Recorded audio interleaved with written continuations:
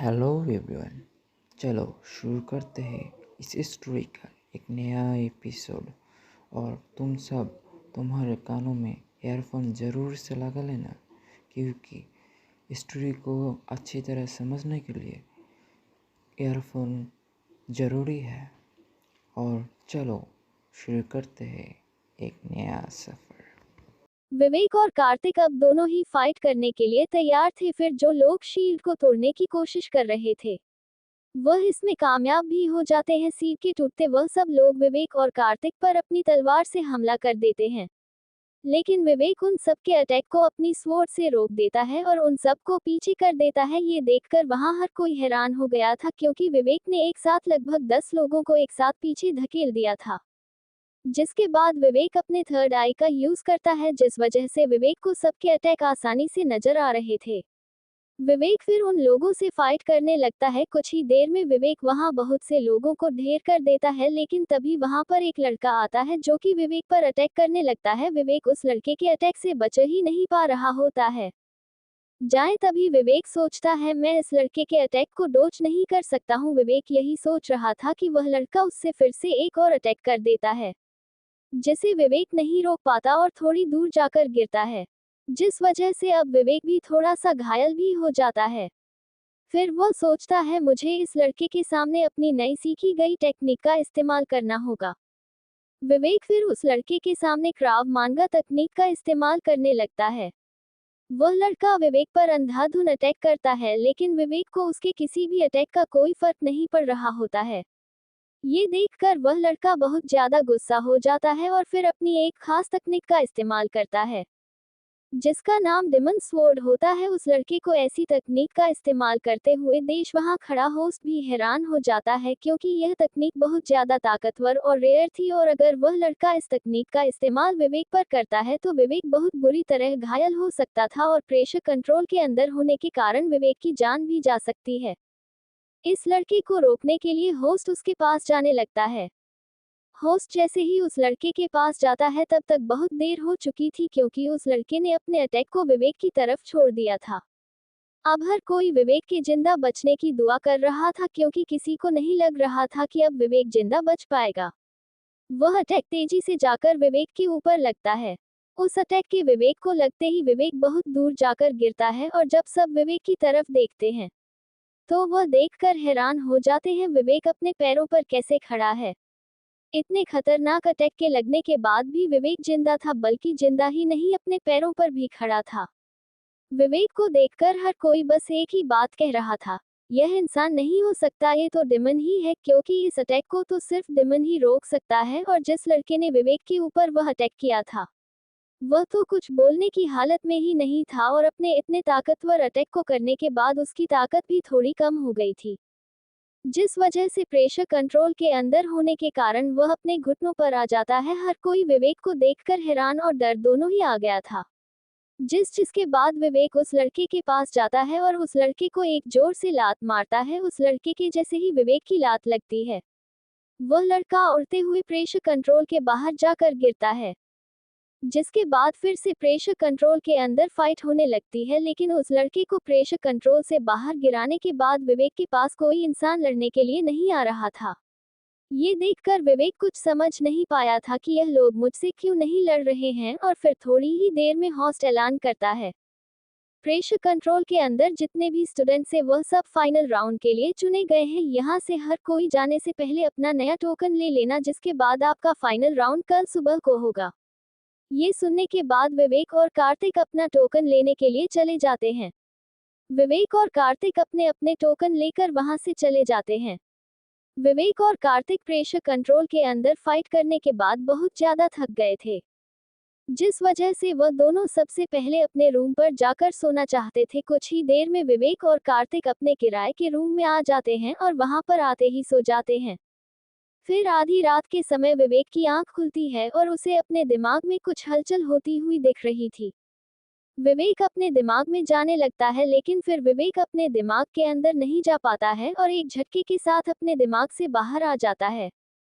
विवेक ये देखकर बहुत ज्यादा हैरान हो जाता है कि वह अपने दिमाग के अंदर क्यों नहीं जा पा रहा। विवेक फिर से अपने दिमाग के अंदर जाने की कोशिश करता है, लेकिन फिर से विवेक अपने दिमाग के अंदर नहीं जा पाता है। विवेक अपने दिमाग के अंदर बार बार जाने की कोशिश कर रहा था, जिस वजह से विवेक को बार बार झटके लग रहे थे। विवेक अपने दिमाग के अंदर जाने की पूरी कोशिश कर रहा था, लेकिन बार बार झटके लगने की वजह से विवेक बेहोश हो जाता है। विवेक बेहोश होने से पहले भी यही सोच रहा था कि वह अपने दिमाग के अंदर क्यों नहीं जा पा रहा है, कहीं ये मेरा अंत तो नहीं। यह सब सोचने के बाद विवेक बेहोश हो जाता है। सुबह होते ही कार्तिक जल्दी उठ जाता है और उठने के बाद जब कार्तिक देखता है कि विवेक अभी भी सोया हुआ है, तो कार्तिक विवेक को नींद से उठाया नहीं बल्कि खुद फ्रेश होने के लिए चले जाते हैं। कार्तिक फ्रेश होने के बाद जब वापस कमरे में आता है तो वह देखता है कि विवेक अभी भी सोया हुआ है। विवेक को अभी भी सोता हुआ देखकर कार्तिक अब विवेक को उठाने लगता है। कार्तिक के विवेक को उठाने के कुछ ही देर बाद विवेक अपनी नींद से उठ भी जाता है। विवेक के उठते ही कार्तिक उससे जल्दी से पूछता है, मास्टर क्या हुआ? आप ठीक तो है ना? आप उठ क्यों नहीं रहे थे? कार्तिक की बात सुनकर विवेक कुछ नहीं बोलता और सोचने लगता है कि वह बेहोश कैसे हो गया था। विवेक सोच रहा था कि तभी इसे याद आता है कि कल रात में अपने दिमाग के अंदर नहीं जा पा रहा था, और यह याद आते ही विवेक अपने दिमाग के अंदर जाने की कोशिश करता है और इस बार उसे कोई झटका नहीं लगता बल्कि वह अपने दिमाग के अंदर आ जाता है, और वह जैसे ही अपने दिमाग के अंदर आता है उसे एक सुकून सा मिलता है। विवेक देखता है कि उसके दिमाग में अभी भी कुछ नहीं बदला है, उसका दिमाग जैसे पहले था अभी वैसा ही है। और फिर वह देखता है गोल्डन ड्रैगन स्विमिंग पूल में पड़ा आराम कर रहा है। विवेक गोल्डन ड्रैगन के पास जाता है और उससे पूछता है, मैं कल रात अपने दिमाग के अंदर क्यों नहीं आ पा रहा था? विवेक की बात सुनकर गोल्डन ड्रैगन उड़ते हुए विवेक के पास आता है और कैसा है, क्योंकि कल मैं इवॉल्व हो रहा था और मैं नहीं चाहता था कि कोई भी मुझे परेशान करे, इसलिए मैंने कुछ समय के लिए तुम्हारे दिमाग पर एक शील्ड लगा दी थी, जिस वजह से तुम कल रात अपने दिमाग के अंदर नहीं आ पा रहे थे। गोल्डन ड्रैगन की बात सुनकर विवेक सोचता है, चलो ठीक है, मेरे दिमाग में कोई और कमी नहीं थी, यह सब कुछ गोल्डन ड्रैगन की वजह से हुआ था। विवेक फिर गोल्डन ड्रैगन को कहता है, तुम जब भी मेरे दिमाग पर कोई भी शील्ड लगाओगे तो मुझे बता दिया करो, मैं कल रात बहुत ज्यादा डर गया था, इसलिए तुम जब भी कोई शील्ड लगाओ तो मुझे बता दिया करो। वही विवेक को कुछ भी ना बोलते वह देखकर कार्तिक थोड़ा डर जाता है और विवेक को हिलाते हुए कहता है, मास्टर, मास्टर आपको क्या होगा? आप कुछ बोल क्यों नहीं रहे? तभी विवेक अपने दिमाग से बाहर आ जाता है। विवेक जैसे अपने दिमाग से बाहर आते हैं वह देखता है कि कार्तिक घबरा कर मुझे उठाने की कोशिश कर रहा है। विवेक फिर कार्तिक को रोकते हुए कहता है, रुक जाओ, मैं बिल्कुल ठीक हूँ, तुम्हें घबराने की कोई जरूरत नहीं है। विवेक की बात सुनकर कार्तिक रुक जाता है और फिर विवेक को कहता है, मास्टर, हमें फाइनल राउंड के लिए एग्जाम हॉल पहुंचना है, तो आप जल्दी तैयार हो जाए। कार्तिक की बात सुनकर विवेक फ्रेश होने के लिए चला जाता है। विवेक कुछ देर में फ्रेश होकर आता है और वह दोनों फाइनल राउंड के लिए एग्जाम होने की तरफ चले जाते हैं। कुछ ही देर में विवेक और कार्तिक एग्जाम हॉल में आ जाते हैं। वह देखते हैं कि इस बार का एग्जाम एक फाइटिंग अरीना के अंदर होगा। विवेक फाइटिंग अरीना को देखकर समझ जाता है कि इस बार यहाँ डुअल फाइटिंग होगी और जो भी स्टूडेंट्स जीतेगा वह इस नॉर्थ कुंफू एकेडमी का स्टूडेंट बन जाएगा। फिर वहाँ होस्ट आता है जो कि फिर सबको बताना शुरू करता है, इस बार का एग्जाम डुअल फाइटिंग है। दरअसल डुअल फाइटिंग दो स्टूडेंट्स में की जाती है और जो स्टूडेंट पहले घायल हो जाता है या लड़ने की हालत में नहीं बचता वह हार जाता है और दूसरा स्टूडेंट जीत जाता है। फिर होस्ट अपनी बात को आगे बढ़ाते हुए कहता है, आप किसके साथ फाइट करें इस चीज का फैसला आपकी किस्मत तय करेगी। यहाँ कुछ अलग अलग रंगों की बोले फेंकी जाएगी और जिन भी दो स्टूडेंट्स की बोलों का रंग एक जैसा होगा वह आपस में फाइट करेंगे। होस्ट फिर अपनी बात को आगे बढ़ाते हुए कहता है, तो तैयार हो जाए। और इतना कहते हैं ही तभी वह फिर होस्ट अपनी स्पेस रिंग में से एक स्क्रोल को हवा में फेंक देता है, जिसमें से रंग बिरंगी बोले नीचे गिरने लगती है। यह नज़ारा देखने में ऐसा लग रहा था जैसे कि यहाँ कोई रंगीन बारिश हो रही है। यह नज़ारा बहुत ज्यादा खूबसूरत है और यहाँ हर कोई एक बॉल उठाने की कोशिश कर रहा था। विवेक और कार्तिक फिर ये दोनों एक अलग अलग रंग की बॉल उठा लेते हैं। जो बॉल विवेक ने उठाई थी उसका रंग हल्का नीला था और जो बॉल कार्तिक ने उठाई थी उसका रंग पीला था। ये दोनों के अपनी अपनी बॉल को उठाकर एक कोने में जाकर खड़े हो जाते हैं और वहां से सबको देखने लगते हैं। हर कोई वहां बॉल उठा रहा था। फिर कुछ ही देर में हर कोई अलग अलग बॉलों को उठा लेता है। होस्ट फिर वहां पर फाइट करवाना शुरू कर देता है। कुछ देर तक वहां बहुत से लोगों की फाइट होती है और अब स्टूडेंट की फाइट हो रही थी। विवेक उसे बहुत से देख रहा था। विवेक को बहुत ध्यान से उस लड़के को देखते हुए देखकर कार्तिक विवेक से पूछता है, क्या हुआ मास्टर, आप इन स्टूडेंट की फाइट को इतने ध्यान से क्यों देख रहे हो? कार्तिक की बात सुनकर उसे कहता है, मैं लड़कों की फाइट को नहीं बल्कि उस लड़के को देख रहा हूँ जो वहाँ फाइट कर रहा है। विवेक की बात सुनकर कार्तिक विवेक से फिर पूछता हूँ, पर आप उस लड़के को देख क्यों रहे हो? कार्तिक की बात सुनकर विवेक कार्तिक को बिना देखे ही बोलता है, पता नहीं क्यों मुझे वह लड़का जाना पहचाना लगता है। मुझे लग रहा है कि मैं उस लड़के को जानता हूँ। विवेक की बात सुनकर कार्तिक भी फाइटिंग अरीना की तरफ उस लड़के को देखने लगता है जो अभी भी लड़ रहा था। कार्तिक उस लड़के को ध्यान से देखकर बोलता है, हाँ ये तो वीर प्रताप है, हाँ ये वीर प्रताप ही है। कार्तिक की बात सुनकर विवेक अपने मन में सोचता है, वीर प्रताप तो ये भी इस नॉर्थ कुंफू एकेडमी में हिस्सा लेने के लिए आया है। अगर इसने इस एग्जाम को पार कर लिया तो मुझे वीर प्रताप से बचकर ही रहना पड़ेगा। विवेक वीर प्रताप से बचने के लिए इस वजह से सोच रहा था क्योंकि उसने हाई ट्रेजर होल में भानु प्रताप का अपमान किया था और विवेक यही सोच रहा था कि कहीं वीर प्रताप उसे अपने भाई के अपमान का बदला लेने के लिए तो नहीं आया है। क्योंकि भले ही वीर प्रताप भानु प्रताप से जलता हो लेकिन वह थे एक ही परिवार के और भानु प्रताप के अपमान का मतलब प्रताप परिवार का अपमान था। इसीलिए विवेक सोच रहा था कि वीर प्रताप उसके लिए कोई मुश्किल खड़ी ना कर दे। विवेक ये सब सोच ही रहा था तभी वह देखता है भानु प्रताप ने अपने साथ लड़ने वाले स्टूडेंट को हरा दिया है और अब वह नॉर्थ कुंफू एकेडमी का स्टूडेंट बन चुका है। तभी वहां फाइट के लिए विवेक का नंबर आ जाता है। विवेक फाइटिंग अरीना के अंदर चला जाता है और उस लड़के का इंतजार करने लगता है जो कि उससे लड़ने के लिए आने वाला था। विवेक कुछ देर तक वहां खड़ा रहता है लेकिन उससे लड़ने के लिए कोई भी नहीं आता है। किसी को फाइटिंग अरीना के अंदर न आते हुए देखकर वहां होस्ट आता है और फिर कहता है, जिस भी स्टूडेंट के पास नीले रंग की बॉल है वह तुरंत फाइटिंग अरीना के अंदर आ जाए वरना उसे हारा हुआ घोषित कर दिया जाएगा। होस्ट की बात सुनकर भी फाइटिंग रीमा के अंदर कोई भी स्टूडेंट नहीं आता है जिस वजह से होस्ट फिर विवेक को जीता हुआ घोषित कर देता है। विवेक फिर फाइटिंग अरीना से बाहर आ जाता है। विवेक के फाइटिंग अरीना के बाहर आने के बाद भी सिर्फ यही सोच रहा था कि उसे लड़ने के लिए कोई क्यों नहीं है। विवेक और कार्तिक वहां कुछ देर तक खड़े रहते हैं जिसके बाद कुछ ही देर में कार्तिक की फाइट का नंबर भी आ जाता है। कार्तिक की फाइटिंग अरीना अंदर चला जाता है।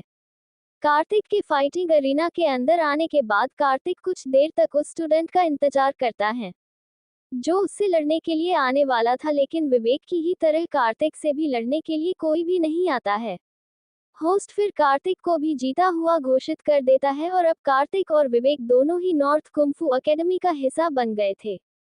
लेकिन कार्तिक इस राउंड को पार करने के बाद भी सदमे में था क्योंकि कार्तिक ये सोच रहा था कि विवेक से लड़ने के कोई भी स्टूडेंट इसलिए नहीं आया था क्योंकि विवेक को सबने प्रेशर कंट्रोल के अंदर लड़ते हुए देखा था जिस वजह से कार्तिक सोच रहा था कि जो स्टूडेंट विवेक लड़ने वाला था वह विवेक से डर गया होगा इसीलिए फाइटिंग अरीना के अंदर नहीं आया। लेकिन मैंने तो प्रेशर कंट्रोल के अंदर कुछ किया ही नहीं था तो कोई मुझसे लड़ने के लिए क्यों नहीं आया। विवेक इस सारे नज़ारे को देखकर समझ गया था कि कोई यह चाहता है कि मैं और कार्तिक इस एकेडमी का हिस्सा बने। कोई हमें हारता हुआ नहीं देखना चाहता है। लेकिन विवेक बस यही सोच रहा था कि वह कौन है जिसे हमारी जीत से फायदा होने वाला है। इस सवाल का जवाब विवेक को बिल्कुल भी नहीं मिल रहा था। विवेक के मन में ऐसा कोई भी इंसान नहीं आ रहा था जिसे विवेक और कार्तिक की जीत से कोई फायदा होगा। विवेक को काफी देर तक सोचने के बाद भी जब कोई जवाब नहीं मिलता तो विवेक फिर इस बारे में ज्यादा सोचता नहीं और फिर वहां से कार्तिक के साथ जाने लगता है। विवेक और कार्तिक आज रात अपने उसी किराए के कमरे में बिताएंगे और कल सुबह को उन दोनों को नॉर्थ कुंफू एकेडमी के अंदर जाकर अपने मास्टर को चुनना होगा जिसके बाद इन दोनों को नॉर्थ कुंफू एकेडमी में अपना अपना एक अलग कमरा मिलेगा जिसके बाद इन दोनों को नॉर्थ कुंफू एकेडमी के अंदर ही रहना होगा। नॉर्थ कुंफू एकेडमी का नियम था कि वहाँ कोई भी स्टूडेंट अपनी मर्जी से ही अपने मास्टर को चुन सकता है और फिर वह जिस भी मास्टर के स्टूडेंट बनते हैं वह मास्टर उनको अलग अलग तकनीक सिखाते हैं और उन्हें बहुत से ट्रेजर भी देते हैं, इसीलिए हर स्टूडेंट अपने मास्टर को बहुत ही सोच समझकर चुनते हैं। विवेक और कार्तिक अपने कमरे की ओर जा ही रहे थे, तभी विवेक के दिमाग से गोल्डन ड्रैगन बाहर आ जाता है। गोल्डन ड्रैगन को इस तरह अपने दिमाग से बाहर निकलता हुआ देखकर विवेक गोल्डन ड्रैगन से पूछता है, क्या हुआ, तुम दिमाग से बाहर क्यों आ गए? विवेक जैसे ही गोल्डन से कुछ पूछता है तभी कार्तिक उसकी तरफ देखता और विवेक को कहता है, मास्टर यह बिल्ली कहाँ से आए और आप इससे बात क्यों कर रहे हो, इसके कुछ समझ में भी आ रहा है या नहीं? कार्तिक की बात सुनकर गोल्डन ड्रैगन को बहुत गुस्सा आ गया था और विवेक कार्तिक की बात का कोई जवाब देता इससे पहले ही गोल्डन ड्रैगन चिल्लाकर कार्तिक से कहता है, मैं कोई बिल्ली नहीं हूँ, मैं तो सवे महाशक्तिशाल गोल्डन ड्रैगन हूँ, समझे, मैं कोई बिल्ली नहीं हूँ। गोल्डन ड्रैगन और कार्तिक को इस तरह आपस में बात करता देख विवेक हैरान हो जाता है और फिर अपने मन ही मन में सोचता है, ये गोल्डन ड्रैगन कार्तिक से बात कैसे कर पा रहा है, ये तो एक स्वॉर्ड की स्प्रिट है, ना तो ये कार्तिक से बात कैसे कर पा रहा है। वही दूसरी तरफ कार्तिक को अपने कानों पर यकीन ही नहीं हो रहा था कि कोई जानवर बोल कैसे सकता है, इसीलिए कार्तिक विवेक से पूछता है, मास्टर आप इस बिल्ली जैसे दिखने वाले जानवर को कहाँ से लाए और यह बोल कैसे सकता है?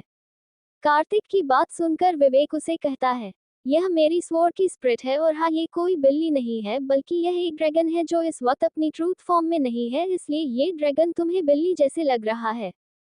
विवेक की बात सुनकर कार्तिक के सारी बात समझ में आ जाती है और फिर वह अपनी स्वॉर्ड को देखता है और सोचता है, काश मेरे पास कोई इसी स्वॉर्ड होती, मास्टर कितने ज्यादा लकी है कि इनके अपनी खुद की स्वॉर्ड की स्प्रिट भी है। विवेक और कार्तिक आपस में बात करते हुए जा ही रहे थे तभी वह दोनों पास में किसको कहते हुए सुनते हैं, अरे तुम्हें पता है क्या, आज शहर एक नया ट्रेजर होल खोला गया है जिसके अंदर बहुत से ताकतवर ताकतवर कल्टीवेशन ट्रेजर भी रखे हैं। उन लड़कों की बात सुनकर विवेक सोचता है, क्या मुझे उस ट्रेजर होल के अंदर एक बार जाकर देखना चाहिए। ये सब सोचने के बाद विवेक कार्तिक से कहता है, चलो हम उस ट्रेजर होल में एक बार होकर आते हैं। विवेक की बात सुनकर कार्तिक विवेक से पूछता है, मास्टर क्या आपके पास कोई सामान खरीदने के लिए पैसे है? कार्तिक की बात सुनकर विवेक अपनी स्पेस रिंग को चेक करता है जिसमें बस 100 सोने के सिक्के और 350 चांदी के सिक्के थे और ये देखकर विवेक फिर कार्तिक को जवाब देता, नहीं मेरे पास पैसे तो नहीं है, पर तुम घबराओ मत, हम वहां से कुछ खरीदेंगे नहीं, बस वहां जाकर कुछ ट्रेजर देखेंगे। विवेक की बात सुनकर कार्तिक विवेक से कहता है, तो ठीक है मास्टर, हम चलते हैं। कार्तिक की बात सुनते ही विवेक वहां से कार्तिक को लेकर शहर की तरफ ट्रेजर होल की तरफ जाने लगता है। कुछ ही देर में विवेक और कार्तिक ट्रेजर होल के बाहर आ जाते हैं। फिर ट्रेजर होल को देखते हुए विवेक कार्तिक से कहता है, तो चलो अब चलते हैं इस नए ट्रेजर होल के अंदर। इतना कहकर विवेक कार्तिक को लेकर ट्रेजर होल के अंदर आ जाता है। ट्रेन अराइवल के अंदर आने के बाद विवेक और कार्तिक वहां पर रखे बहुत से ट्रेजर को देखने लगते हैं। ट्रेजर होल के अंदर बहुत से अलग अलग प्रकार की ट्रेजर रखे थे जिनमें से कुछ एशियन स्वॉर्ड थी और बहुत सी कल्टीवेशन करने की भी चीजें रखी थी और अलग अलग प्रकार की बहुत सी पील रखी थी। ट्रेजर हॉल के अंदर जितना भी सामान था वह सभी बहुत ज्यादा कीमती था। ट्रेजर होल के अंदर हर सामान की कीमत लगभग 50,000 सोने के सिक्कों से शुरू होती थी। वहाँ की हर चीज बहुत ज्यादा कीमती थी। विवेक और कार्तिक वहाँ रखी हर एक चीज को बड़े ध्यान से देखने लगते हैं। विवेक वहाँ बहुत सी अलग अलग स्वॉर्ड को देखता है और वही कार्तिक अलग अलग पील को देखने लगता है। कुछ देर में विवेक और कार्तिक सारा सामान देखने के बाद उस जगह पर पहुंचते हैं जहाँ पर कल्टीवेशन करने की चीजें रखी थी। विवेक में बहुत सी चीजें देखता है जिनमें से बहुत ज्यादा ऑरा बाहर निकल रहा था। विवेक कल्टीवेशन की चीजों को देखते हुए कार्तिक को कहता है, यहाँ हर चीज बहुत ज्यादा अच्छी है। विवेक की बात सुनकर कार्तिक विवेक से कहता है, हाँ मास्टर आप बात तो सही कह रहे हो, पर इन चीजों के साथ साथ उनके प्राइस भी बहुत अच्छे हैं। कार्तिक की बात सुनकर विवेक उस कल्टीवेशन की चीजें प्राइस को चेक करता है जो कि 85,000 सोने के सिक्के। इतनी ज्यादा प्राइस को देखकर विवेक हैरान हो जाता है और फिर कार्तिक को कहता है, सच में यहाँ तो हर चीज बहुत ज्यादा महंगी है, चलो बस हमने सब कुछ देख लिया है, अब हम घर चलते हैं। इतना कहकर विवेक वहां से कार्तिक को लेकर जाने लगता है। लेकिन तभी विवेक के कंधे पर पीछे से कोई हाथ रखता है और विवेक से कहता है, अगर आप चाहो तो आप यहाँ से हो कुछ भी खरीद सकते हो और आपको इनके प्राइस की टेंशन लेने की कोई जरूरत नहीं है, पेमेंट मैं कर दूंगा। उस लड़के की ऐसी बात सुनकर विवेक हैरान हो जाता है और पीछे पलट के देखता है ये लड़का है कौन। विवेक जैसे ही पीछे की ओर पलटता है, वह देखता है जिस लड़के ने उसके कंधे पर हाथ रखा हुआ है वह एक 21 साल का जवान लड़का है। उसके चेहरे का तेज ही यह बताता है कि वह किसी राजघराने से संबंध रखता है। वह लड़का कोई कोई और नहीं बल्कि वीर प्रताप है। विवेक वीर प्रताप के मुंह से ऐसी बात सुनकर हैरान हो गया था, क्योंकि विवेक सोच रहा था कि कहीं वीर प्रताप मुझसे बदला लेने के लिए तो नहीं आया, लेकिन यहाँ तो सब उल्टा ही हो रहा था। वीर प्रताप विवेक से बदला लेने की बजाय वह विवेक की मदद ही कर रहा था। विवेक फिर कुछ सोचता है और फिर वीर प्रताप को कहता है, आपका शुक्रिया पर इन सब की कोई जरूरत नहीं है, हमें यहाँ से कुछ नहीं खरीदना है, अब हम यहाँ से चलते हैं। विवेक अभी वीर प्रताप पर भरोसा नहीं कर पा रहा था। विवेक के मन में बस एक ही ख्याल बार बार आ रहा था कि यह वीर प्रताप की कोई साजिश भी हो सकती है। इसीलिए विवेक चाहता था कि वह यहाँ से जितनी हो सके उतनी जल्दी यहाँ से चला जाए। विवेक की बात सुनकर वीर प्रताप को गुस्सा नहीं आया था, बल्कि वह फिर से विवेक को कहता है, क्या हम अकेले में बात कर सकते हैं। वीर प्रताप की बात सुनकर विवेक वैसे तो वीर प्रताप को ना ही करना चाहता था, पर विवेक जानता था कि अगर वह ऐसा करता है तो वह बहुत बड़ी मुश्किल में फंस सकता है, क्योंकि कुछ भी हो विवेक इस वक्त है तो वीर प्रताप के ही शहर में, और वीर प्रताप को उसी के शहर रहकर गुस्सा दिलाकर विवेक जानता कि फिर वीर प्रताप उसे इतनी आसानी से तो बिल्कुल नहीं जाने देगा। क्योंकि विवेक जानता था कि वीर प्रताप भले ही क्यों ना ताकतवर हो, पर उनकी राज्य और उनकी सेना बहुत ताकतवर है। विवेक फिर वीर प्रताप के साथ अकेले में बात करने के लिए मान जाता है और फिर वीर प्रताप से कहता है, तो ठीक चलो कहीं अकेले में चलते हैं। विवेक की बात सुनकर वीर प्रताप के चेहरे पर एक मुस्कान आ जाती है और वह फिर विवेक और कार्तिक को लेकर एक कमरे की तरफ जाने लगते हैं। फिर कुछ देर तक चलने के बाद वह सब एक बड़े से कमरे में आ जाते हैं, जहां पर कुछ चेयर और टेबल भी रखी थी। कोई भी ये देखते ही बता देता कि यह कोई वीआईपी रूम ही है। उस कमरे के अंदर आने के बाद वीर प्रताप विवेक और कार्तिक को लेकर एक टेबल की ओर जाने लगता है। टेबल के पास पहुंचने के बाद वीर प्रताप विवेक और कार्तिक को यहाँ रखी चेयर पर बैठने के लिए कहते हैं और फिर खोजे जाकर विवेक और कार्तिक के सामने रखी चेयर पर बैठ जाता है। वीर प्रताप चेयर पर बैठते ही बिना कोई टाइम वेस्ट किए सीधा पॉइंट पर आ जाता है और फिर तुरंत अपनी स्पेस रिंग में से एक चमकते हुए पत्थर की फूल को बाहर निकालता है, जिसके आसपास हरे रंग का ऑरा निकल रहा था। अगर कोई व्यक्ति दूर से देखता तो उसे ऐसा लगता कि किसी ने आग का रंग बदल दिया हो। उस चमकते हुए पत्थर को देखकर गोल्डन ड्रैगन तुरंत विवेक के दिमाग में से विवेक को बोलता है, ये तो होली स्पिरिट है, पर यह इसके पास कैसे आया। अगर यह किसी गलत हाथों में पड़ गया तो दुनिया का विनाश पक्का है, क्योंकि यह होली स्पिरिट बहुत ज्यादा ताकतवर है। गोल्डन ड्रैगन की बात सुनकर विवेक सिर्फ इतना ही समझ पाता है कि यह हरे रंग का जो पत्थर का फूल है ये बहुत ताकतवर है, और अगर यह किसी गलत हाथों में पड़ता है तो वह इसका गलत फायदा ही उठाएंगे। लेकिन विवेक इस दुनिया का नहीं था, तो वह किसी होली स्पिरिट के बारे में नहीं जानता था, और जो पहला विवेक था उसने इस बारे में कभी जानने की कोशिश ही नहीं की थी, क्योंकि वह कल्टीवेशन ही नहीं कर सकता था और उसे बहुत से लोग बुली भी किया करते थे, जिस वजह से पुराने विवेक को कभी बाहर की दुनिया से ज्यादा मोह नहीं था और नहीं उसे बाहर की दुनिया के बारे में जानने का कोई शौक था। इस वजह से विवेक की समझ में नहीं आ रहा था कि यह होली स्पिरिट होती क्या है। विवेक कुछ सोच ही रहा था, तभी वीर प्रताप विवेक को कहता है, ये होली स्पिरिट मुझे उस मिट्टी के पत्थर में से मिली है जो कि आपने हाई ट्रेजर गेम में चुना था, लेकिन आप उसे ले जा नहीं पाए थे और फिर वहां से सबके जाने के बाद मैं उसी होल में रुक गया था, जिस वजह से उस मिट्टी के पत्थर को मैंने ले लिया था और जब मैंने उसे साफ किया तो मुझे यह मिला था। वीर प्रताप की बात सुनकर विवेक की समझ में आ जाता है कि यह वही चीज है जिसे हाई ट्रेजर गेम में गोल्डन ड्रैगन ने विवेक को खरीदने के लिए कह रहा था, लेकिन भानु प्रताप के सैनिक की वजह से विवेक उसे ले जा नहीं पाया था और फिर उसके बाद विवेक ने उस चीज पर ज्यादा ध्यान नहीं दिया था, क्योंकि विवेक जानता ही नहीं था कि उस मिट्टी के पत्थर के अंदर क्या है, और इसी चीज के लिए विवेक अपनी जान को खतरे में नहीं डालना चाहता था, जिसके बारे में वह कुछ जानता ही नहीं हो। लेकिन विवेक को आज पता चला कि यह बहुत ज्यादा ताकतवर है, और यह है क्या। विवेक को सोचता हुआ देखकर वीर प्रताप विवेक से फिर कहते है, देखिए ये होली स्प्रिट आपकी ही है और मैं इसे आपको वापस करने के लिए भी तैयार हूँ। वीर प्रताप की बात सुनकर विवेक बहुत हैरान हो जाता है और सोचने लगता है, क्या ये सच में मुझे ये होली ट्रेजर दे देगा। विवेक के मन में यह सवाल बार बार आ रहा था कि अगर वीर प्रताप ये होली ट्रेजर अपनी फैमिली के पास लेकर जाता तो वीर प्रताप की फैमिली बहुत ज्यादा ताकतवर हो जाती और फिर उनके सामने कोई भी नहीं टिक पाता। सिर्फ यही सवाल विवेक को बार बार तंग कर रहा था। विवेक को वीर प्रताप के ऑफर में कुछ साजिश सी लग रही थी, क्योंकि कोई भी इतना ताकतवर ट्रेजर किसी को भी नहीं देते, यहाँ तक कि अपने भाई को भी नहीं, और वही वीर प्रताप ये ट्रेजर एक ऐसे इंसान को दे रहे हैं जिसे वह अच्छे से जानते भी नहीं है। विवेक फिर वीर प्रताप से पूछ ही लेता है, आप ये ट्रेजर अगर अपनी फैमिली के पास लेकर जाते तो आपका बहुत फायदा हो सकता था, लेकिन आप इसे मेरे पास लेकर आए हो, इससे आपका क्या फायदा होगा। विवेक की बात सुनकर वीर प्रताप को ज्यादा हैरानी नहीं हुई, क्योंकि वह जानता थे अगर कोई किसी को इतना ताकतवर ट्रेजर देता है तो उसका उसमें बहुत बड़ा फायदा होने वाला होता है, वरना कोई भी इतना ताकतवर ट्रेजर किसी को क्यों देगा।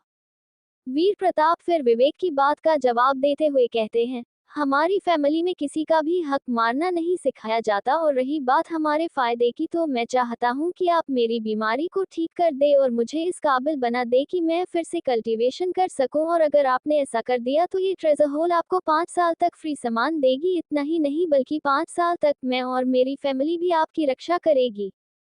वीर प्रताप की बातें सुनकर विवेक सोचता है, तो वीर प्रताप कल्टीवेशन करके अपने लेवल को बढ़ाना चाहते हैं और दुनिया को दिखाना चाहते हैं कि वही एक राजा बनने के काबिल है, ना कि उसका सौतेला भाई भानु प्रताप। और वही ये बात दुनिया में साबित करना चाहता है।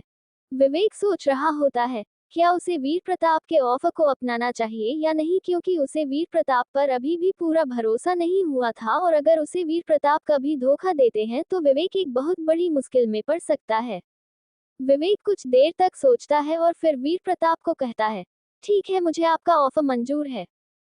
विवेक की यह बात सुनकर वीर प्रताप खुश हो जाते हैं और फिर कहते हैं, मुझे बहुत खुशी हुई कि आपने मेरे ऑफर को मान लिया है। वीर प्रताप की बात सुनकर विवेक को कोई ज्यादा फर्क नहीं पड़ता, क्योंकि वह तो अपने मन में अभी भी यही सोच रहा था कि कहीं उसे वीर प्रताप कभी धोखा ना दे दे। और रही बात ही ऑफर की, तो विवेक जानता था कि अगर वह वीर प्रताप को मना करता है तो वह बहुत बड़े खतरे में पड़ सकता है, और इतना ही नहीं, अगर वीर प्रताप ने चाहा तो वह विवेक को मरवा भी सकता है। इस वजह से विवेक को ना चाहते हुए भी वीर प्रताप के ऑफर को मानना पड़ा। फिर कुछ देर बाद अपनी मीटिंग खत्म करके विवेक और कार्तिक उस बड़े से वीआईपी रूम से बाहर आ जाते हैं, लेकिन वीर प्रताप अभी भी उसी रूम में ही बैठा था। उस बड़े से वीआईपी रूम से बाहर निकलते समय विवेक के हाथ में एक गोल्डन रंग का कार्ड था, जो कि उसे वीर प्रताप ने ही दिया था। वीर प्रताप ने विवेक और कार्तिक को कहा था, अगर तुम इस कार्ड को इस हॉल में किसी को भी दिखाओगे तो वह तुम्हें तुम्हारी मर्जी का कोई भी सामान तुम्हें फ्री में दे देगा। वीर प्रताप की यह बात सुनने के बाद विवेक उस कार्ड को ले लेता है। विवेक और कार्तिक अब ट्रेजर होल के उसी से में आ जाते हैं जहां से उन्होंने सामान देखना शुरू किया था। विवेक और कार्तिक ने ट्रेजर होल से बहुत से कल्टीवेशन की चीजों को खरीदा था और वह सब बहुत ज्यादा कीमती थी, लेकिन वीर प्रताप के गोल्डन कार्ड की वजह से विवेक और कार्तिक को वहां एक सोने का सिक्का भी नहीं देना पड़ा था। विवेक और कार्तिक सारा सामान लेने के बाद वापस अपने घर आ जाते हैं। विवेक और कार्तिक ट्रेजर होल से जाने के बाद उस बड़े से वीआईपी रूम के अंदर एक आदमी वीर प्रताप के पास आता है और फिर वीर प्रताप से कहता है, राजकुमार, आपने गलत आदमी पर भरोसा किया है, यह आपका बहुत फायदा उठा रहे हैं। इस आदमी की बात सुनकर वीर प्रताप उस आदमी को कहता है, मुझे उसकी जरूरत है और मेरा काम सिर्फ वही कर सकता है। वीर प्रताप की बात सुनने के बाद वह आदमी फिर से वीर प्रताप को कहते हैं, पर राजकुमार, कोई और भी तो होगा इस दुनिया में जो आपके काम आ सकता है। वह आदमी फिर अपनी बात को आगे बढ़ाते, जो वह आपको लूट रहा है, कृपया से सावधान रहिए। उस आदमी की बात सुनने के बाद वीर प्रताप उस आदमी को कहता है, मैंने कहा ना, मुझे सिर्फ वही चाहिए, मतलब वही चाहिए, समझे। वीर प्रताप की बात सुनने के बाद वह आदमी वीर प्रताप से कुछ नहीं कहता और वहां से चुपचाप चला जाता है। वही विवेक और कार्तिक घर आने के बाद उन सब कल्टीवेशन की चीजों को देखते हैं जो कि वह वीर प्रताप के उस ट्रेजर होल से लाए थे। विवेक और कार्तिक उन सब चीजों को उठाते हैं और फिर एक एक को चेक करने लगते हैं। कार्तिक उनमें से एक टर्टल के सफे की चीज को उठाता है और फिर उससे कल्टीवेशन करने लगता है। लेकिन विवेक तो अभी भी यही सोच रहा था कि वह वीर प्रताप की बीमारी को कैसे ठीक करेगा, क्योंकि उसकी इमोर्टल वर्ल्ड की किताब तो अभी भी इवोल्व स्टेज पर थी और अभी विवेक उसका यूज भी नहीं कर सकता है, जिस वजह से विवेक को घबराहट हो रही थी।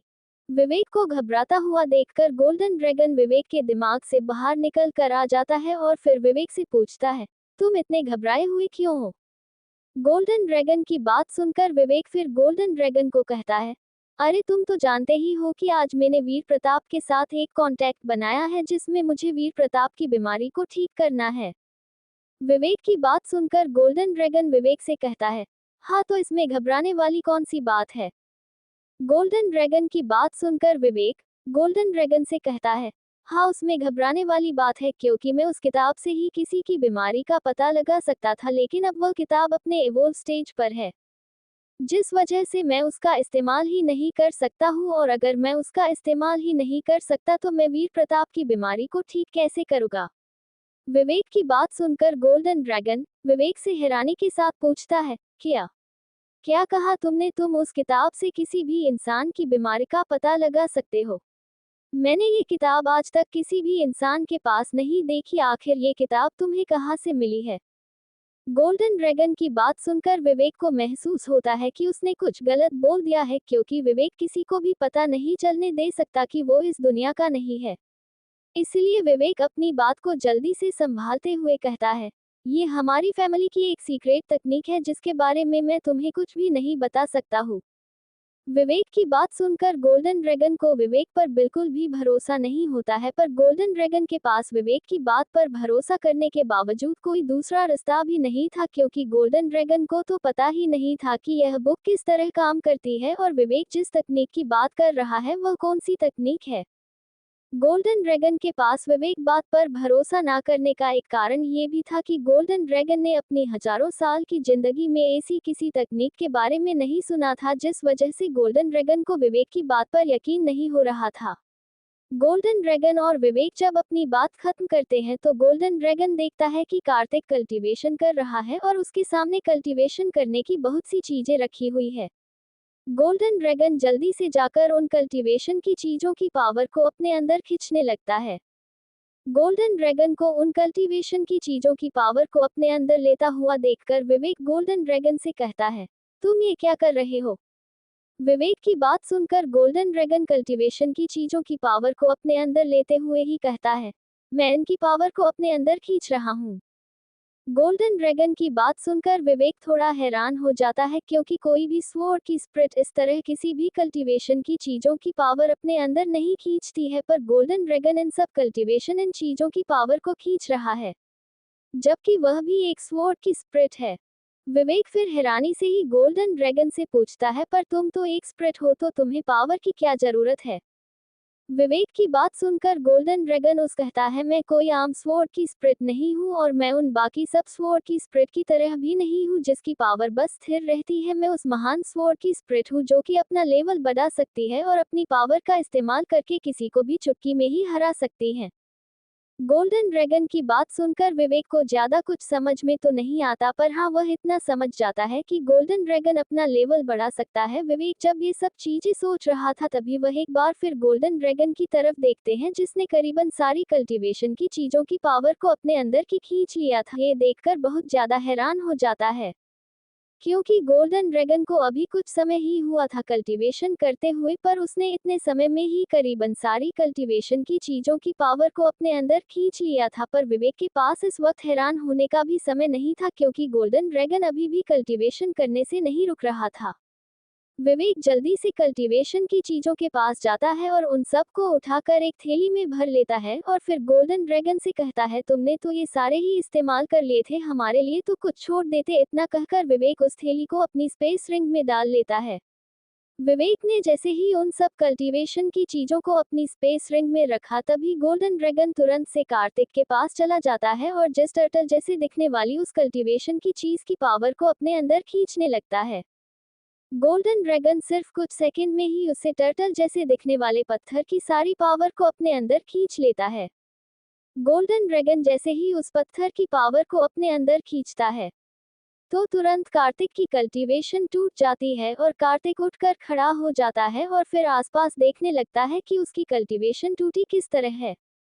जब कार्तिक को अपने आसपास विवेक और गोल्डन ड्रैगन के सिवाय और कुछ नहीं दिखता तो वह विवेक से कहता है, मास्टर वीर प्रताप ने हमारा पागल बनाया है। स्टर्टल जैसे दिखने वाले पत्थर की पावर एकदम खत्म हो गई है। इसने तो ठीक से मेरा एक लेवल भी नहीं पाया, जबकि इसकी कीमत तो बहुत ज्यादा थी। कार्तिक की बात सुनकर विवेक को हंसी आ जाती है। विवेक को हंसता हुआ देखकर कार्तिक हैरानी से विवेक पूछता है, मास्टर क्या हुआ, आप हंस क्यों रहे हो? कार्तिक की बात सुनने के बाद भी विवेक उसे कोई जवाब नहीं देता, बल्कि उल्टा और जोर जोर से हंसने लगता है। विवेक को इस तरह हंसते हुए देख गोल्डन ड्रैगन भी विवेक के पास आता है और फिर खुद भी जोर जोर से हंसने लगता है। विवेक और गोल्डन ड्रैगन को इस तरह हंसते हुए देखकर कार्तिक कुछ समझ नहीं पाता और वहां चुपचाप खड़ा रहता है। फिर कुछ देर बाद विवेक और कार्तिक अपनी अपनी पुरानी तकनीक की प्रैक्टिस करते हैं। विवेक और कार्तिक को प्रैक्टिस करते करते रात हो जाती है, जिसके बाद विवेक नीचे बैठते हुए कार्तिक को कहता है, चलो अब जाकर सोते हैं, हमें कल सुबह जाकर नॉर्थ कुंफू अकेडमी में अपने अपने मास्टर को भी तो चुनना है। नॉर्थ कुंफू अकेडमी के एग्जाम में अगर कोई स्टूडेंट पास हो जाता है तो वह अपनी मर्जी से नॉर्थ कुंफू अकेडमी के अंदर अपना एक खुद का मास्टर चुन सकता है, और वह जिस भी मास्टर को चुनेगा वही उसे आगे की नई तकनीक सिखाएगा और उसे बहुत से ट्रेजर भी देगा। विवेक और कार्तिक ने अपने मास्टर को चुनने के लिए पहले ही थोड़ी जानकारी निकाल ली थी। विवेक और कार्तिक को आसपास पता करने के बाद पता चला था कि नॉर्थ कुंफू अकेडमी के अंदर सबसे अच्छा मास्टर वैभव शर्मा था। विवेक और कार्तिक ने वैभव शर्मा के बारे में बहुत कुछ पता किया था। वैसे तो वैभव शर्मा जल्दी से किसी को अपना स्टूडेंट नहीं बनाते, पर जब कोई उनका स्टूडेंट बन जाता है तो वह उसे बहुत ज्यादा ताकतवर बना देते हैं। कहते हैं कि भानु प्रताप ही वैभव शर्मा का ही स्टूडेंट है। विवेक और कार्तिक ने नॉर्थ कुंफू अकेडमी के बहुत सारे मास्टर का पता किया था, जिसमें दूसरे नंबर पर सुमित वर्मा नाम के एक मास्टर आते हैं। यह मास्टर भी वैभव शर्मा की तरह ही बहुत ज्यादा टैलेंटेड है, और जो मास्टर तीसरे नंबर पर आता है उसका नाम गोविंद अग्रवाल है। विवेक ने सोच रखी थी कि वह इन तीनों मास्टर में से ही किसी एक का स्टूडेंट बनेगा, और इसी सोच के साथ विवेक और कार्तिक अपने कमरे में सोने के लिए चले जाते हैं। कार्तिक प्रैक्टिस करने की वजह से इतना ज्यादा थक चुका था कि कमरे में जाते ही सो जाता है, पर विवेक अभी भी उठा हुआ था और वह फिर अपने बिस्तर पर पड़ जाता है। विवेक के बिस्तर पर पड़ते ही विवेक अपनी आंखें बंद कर लेता है। विवेक जैसे ही आंखें बंद करता है उसे पहाड़ी पर बनी एक झोपड़ी के बारे में याद आता है, जिसके अंदर से ईवल ओरा निकल रहा था। विवेक उस ईवल ओरा के बारे में ही सोच रहा था। विवेक पता करना चाहता था कि पहाड़ की उस झोपड़ी में से ईवल ओरा निकल क्यों रहा है, लेकिन विवेक इस वक्त प्रैक्टिस करने की वजह से थका हुआ था, जिस वजह से वह कहीं नहीं जाता और फिर सो जाता है। सुबह उठते ही विवेक और कार्तिक फ्रेश होने के लिए चले जाते हैं। फ्रेश होते ही विवेक और कार्तिक नॉर्थ कुंफू अकेडमी में अपने मास्टर को चुनने के लिए नॉर्थ कुंफू अकेडमी की तरफ जाने लगते हैं। विवेक और कार्तिक कुछ दूर तक ही जाते हैं, तभी उन्हें रास्ते में वीर प्रताप मिल जाता है। वीर प्रताप विवेक के पास आते हुए कहते हैं, तो आप मुझे मिल ही गए, मैं आप ही को ढूंढ रहा था। वीर प्रताप की बात सुनने के बाद विवेक को ज्यादा खुशी तो नहीं हुई थी, पर वह उनसे मुस्कुराते हुए कहते हैं, पर आप मुझे ढूंढ क्यों रहे थे? वीर प्रताप विवेक की बात सुनने के बाद विवेक को कहते हैं, क्योंकि मैं देखना चाहता हूं कि आप नॉर्थ कुंफू अकेडमी में अपना मास्टर किसे चुनते हो। वीर प्रताप की बात सुनने के बाद विवेक समझ जाता है कि वीर प्रताप कहना क्या चाहते हैं। वीर प्रताप का मतलब सीधा सीधा साफ था कि वीर प्रताप उसे ही अपना मास्टर बनाए, जिसे विवेक अपना मास्टर बनाएगा। विवेक फिर वीर प्रताप के साथ ज्यादा बहस नहीं करता और फिर वह तीनों नॉर्थ कुंफू अकेडमी की तरफ जाने लगते हैं। कुछ ही देर में वह तीनों नॉर्थ कुंफू अकेडमी के अंदर आ जाते हैं। नॉर्थ कुंफू अकेडमी के अंदर आने के बाद विवेक सबसे पहले वैभव शर्मा के पास उनका स्टूडेंट बनने के लिए जाना चाहता था, लेकिन विवेक को पता ही नहीं था वैभव शर्मा नॉर्थ कुंफू अकेडमी के अंदर कहाँ मिलेंगे। वैभव शर्मा को ढूंढने के लिए विवेक अपने पास ही खड़े एक बूढ़े आदमी के पास जाता है और उनसे जाकर पूछता है, बाबा वैभव शर्मा कहाँ मिलेंगे? विवेक की बात सुनने के बाद भी वह बूढ़ा आदमी विवेक को वापस कोई जवाब नहीं देता है और चुपचाप अपनी जगह पर ही खड़ा रहता है। उस बूढ़े आदमी ने फटे पुराने से कपड़े पहन रखे थे और उसके हाथ में एक लाठी थी जिसके सहारे वह खड़ा था, और उस बूढ़े आदमी के दूसरे हाथ में एक बोतल थी जिसमें से दारू की स्मेल आ रही थी। विवेक उस बूढ़े आदमी से एक बार फिर पूछता है, क्या आप मुझे बता सकते हैं कि वैभव शर्मा कहाँ मिलेंगे? लेकिन फिर से विवेक को कोई जवाब नहीं मिलता और वह बूढ़ा आदमी वहां से जाने लगता है। वह बूढ़ा आदमी जैसे ही अपने 2-3 कदम आगे की ओर बढ़ाता है तभी वह लड़खड़ाते हुए गिरने ही वाला था, लेकिन विवेक उस बूढ़े आदमी का हाथ पकड़ के उसे संभाल लेता है।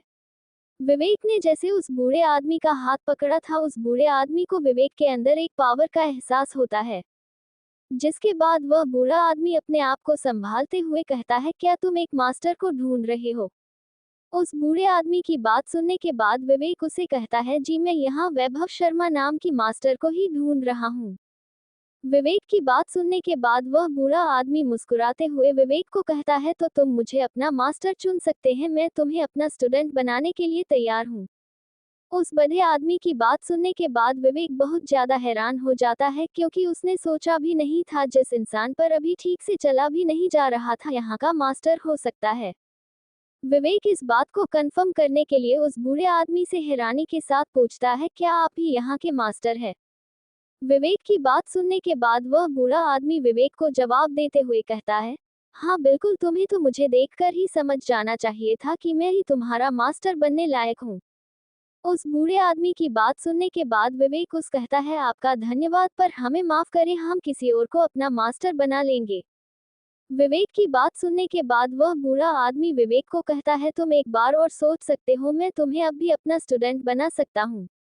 उस बूढ़े आदमी की बात सुनने के बाद विवेक फिर एक बार कहता है, मैंने कहा ना, हम किसी और को अपना मास्टर बना लेंगे। विवेक किसी भी इंसान को अपना मास्टर बना सकता था, लेकिन ऐसे इंसान को नहीं जो कि खुद अपने पैरों पर ठीक से खड़ा भी नहीं हो पा रहा था। विवेक को तो वह कहीं से मास्टर भी नहीं लग रहा था, और जो इंसान विवेक को मास्टर ही नहीं लग रहा था, उस इंसान को विवेक अपना मास्टर कैसे मान लेता। विवेक वहां से जाने ही वाला था तभी उसे अपने हाथ पर दर्द का एहसास होता है। विवेक जैसे अपने हाथ को देखते हैं, वह देखकर हैरान हो जाता है कि उसके हाथ में खून चल रहा है। विवेक घूमकर अपने चारों ओर देखने लगता है कि उसके हाथ में खून चला तो चला कैसे, और फिर विवेक उसी बूढ़े आदमी को देखता है जिसके हाथ में एक टोकन था और उस टोकन पर खून लगा हुआ था। विवेक समझ जाता है कि उस टोकन पर जो खून लगा हुआ है वह किसी और का नहीं बल्कि खुद विवेक का ही है। विवेक उस टोकन को देखकर समझ गया था कि उस बूढ़े आदमी ने मेरे साथ क्या किया है। उस टोकन का इस्तेमाल नॉर्थ कुंफू अकेडमी में सिर्फ मास्टर के पास ही होते हैं, जिसे कि वह किसी को अपना स्टूडेंट बना ले।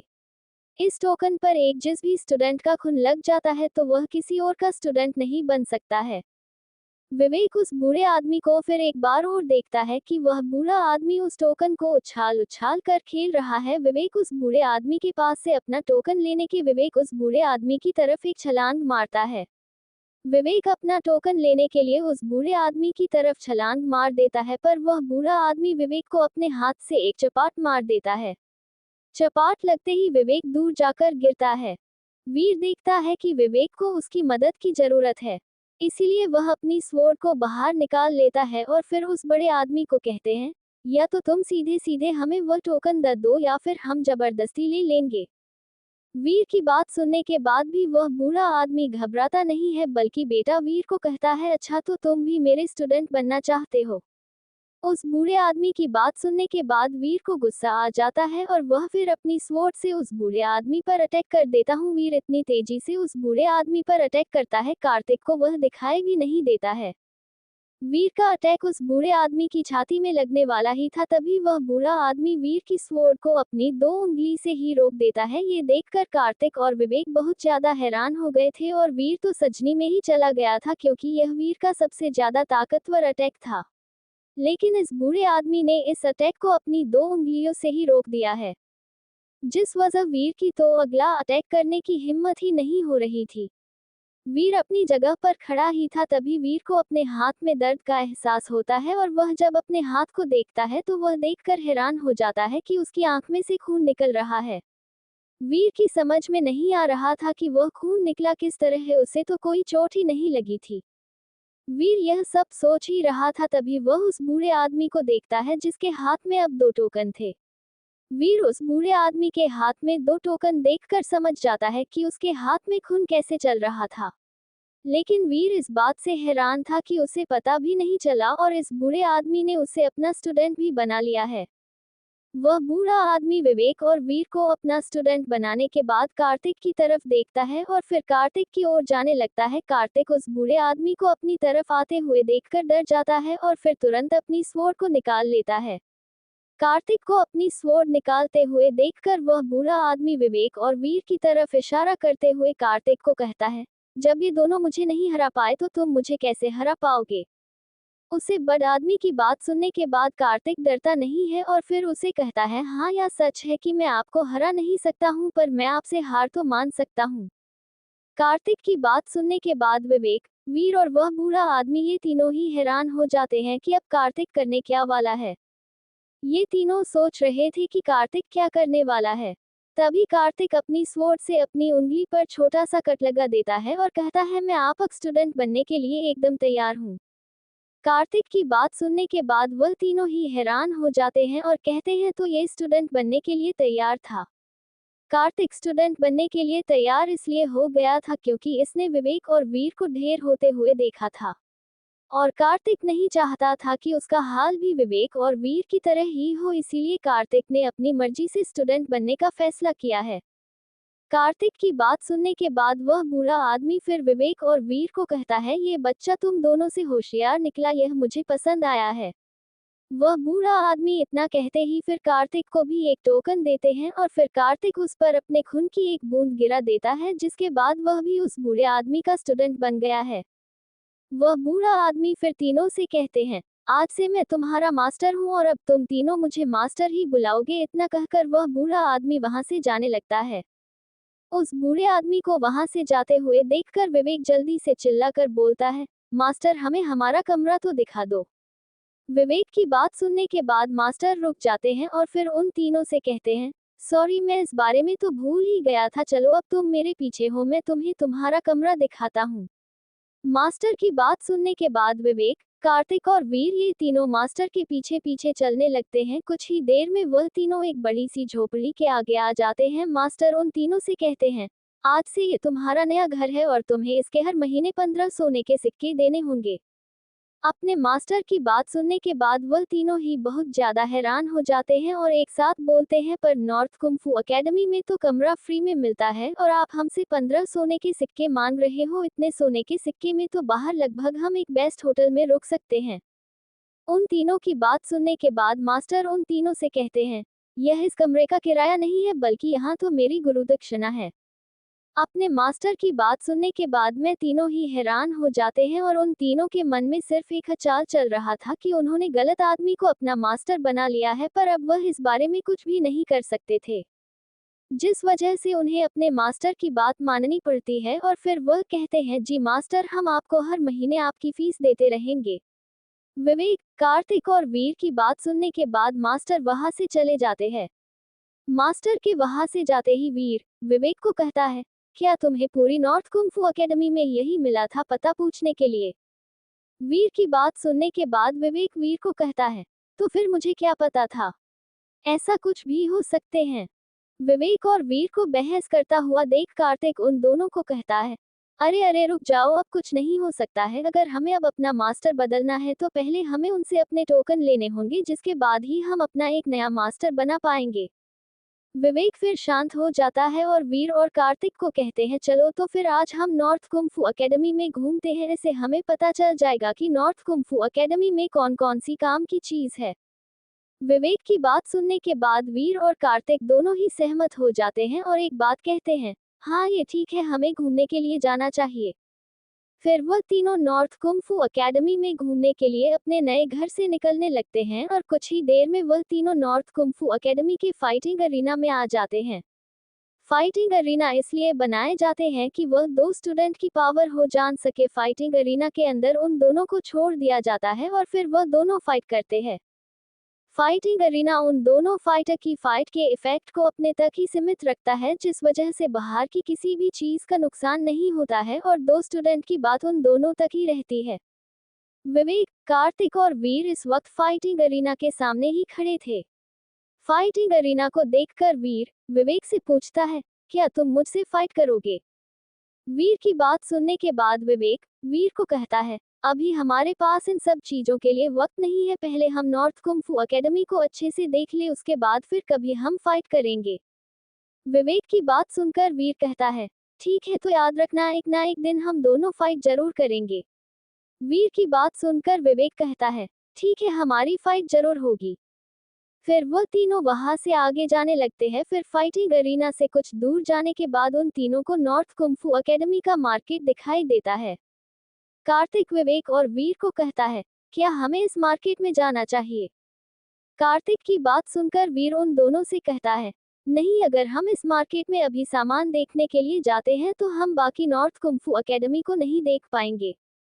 वीर की बात सुनकर विवेक उसकी बात से सहमत होते हुए कहते हैं, वीर बिल्कुल सही कह रहा है, हम फिर कभी इस मार्केट में आएंगे, लेकिन अभी हमें नॉर्थ कुंफू एकेडमी को अच्छे से देख लेना चाहिए। उन दोनों की बात सुनकर कार्तिक फिर आगे कुछ नहीं बोलता है और वह तीनों आगे की ओर जाने लगते हैं। नॉर्थ कुंफू एकेडमी बहुत बड़ी एकेडमी थी, जिस वजह से उन तीनों को पूरी एकेडमी देखते देखते रात ही हो गई थी। कार्तिक, विवेक और वीर अब नॉर्थ कुंफू एकेडमी के एक रेस्टोरेंट के सामने खड़े थे। विवेक कार्तिक और वीर से कहते हैं, पूरी एकेडमी देखते देखते मैं तो बहुत ज्यादा थक गया हूँ और अब तो मुझे बहुत तेज भूख लग रही है, तो मैं तो इस रेस्टोरेंट में जा रहा हूँ। क्या तुम में से कोई मेरे साथ जाना चाहिएगा?